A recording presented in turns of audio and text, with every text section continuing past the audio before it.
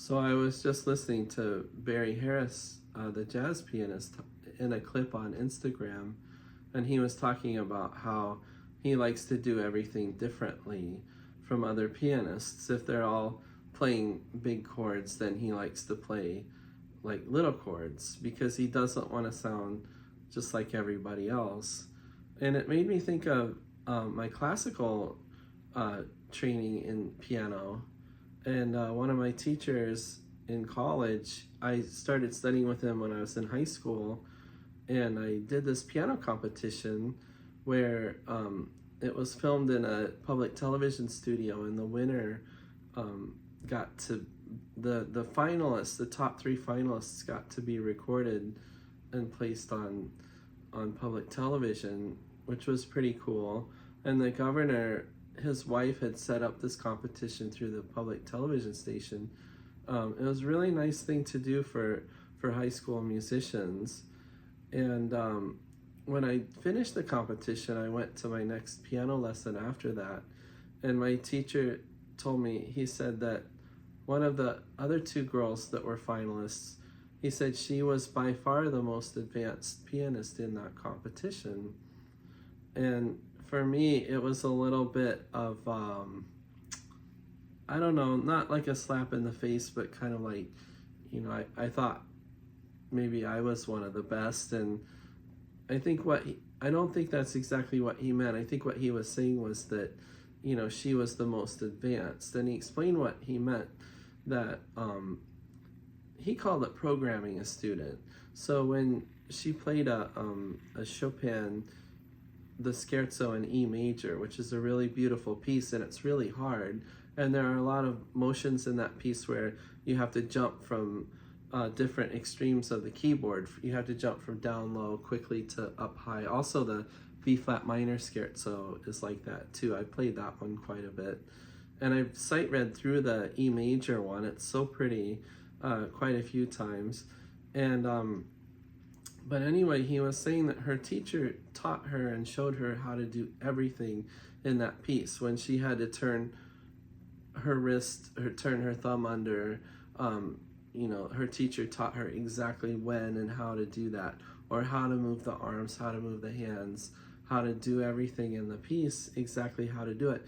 My teacher called that programming a student, and he was against it. He told me he could teach me all those things.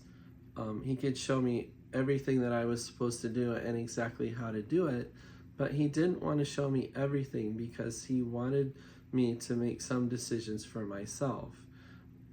I think that he felt like he wanted me to be my own artist. He wanted me to express some of my own ideas from my heart and from my mind in the music.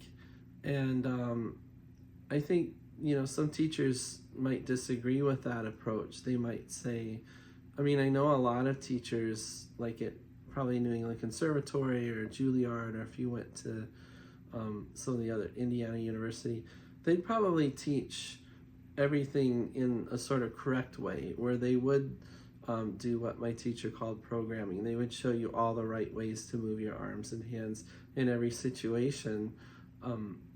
But there's not a lot of originality in that. I'm not saying that that's the wrong way to teach. I think it's the right way to teach. I think both ways are good. But if you look at a competition, a major international piano competition like the Chopin competition in Warsaw, if all the pianists play the same way, the correct way, and I'm not saying that they do all play the same, but if they all play the same way, I think the music loses its life. It's not really a living, breathing thing anymore. It's more like they call a museum piece, where everyone's just doing everything correctly, but they're not putting any of themselves into it. Some critics didn't like Vladimir Horowitz and the way he played in the 20th century because they felt like it sounded too much like Horowitz. If Horowitz played Chopin, they felt like it sounded more like Horowitz than Chopin, or if he played Mozart, it sounded more like Horowitz than Mozart. I disagree. I think that you have to put some of your own personality into the music. you have to make some artistic decisions of your own and express ideas that are in your own mind. Of course, they have to correlate to the music and what's happening in the music, and it needs to be mostly correct. But I think I agree with my teacher in college that some things need to be left up to the artist, and I think that's how you become a true artist and not just the pianist who's doing everything correctly. So I think jazz allows for more freedom than classical does, and there are a lot of things that have to be done a certain way in classical music, but to have some degree of artistry, some degree of your own heart and your own ideas being in the music, I think that's a good thing.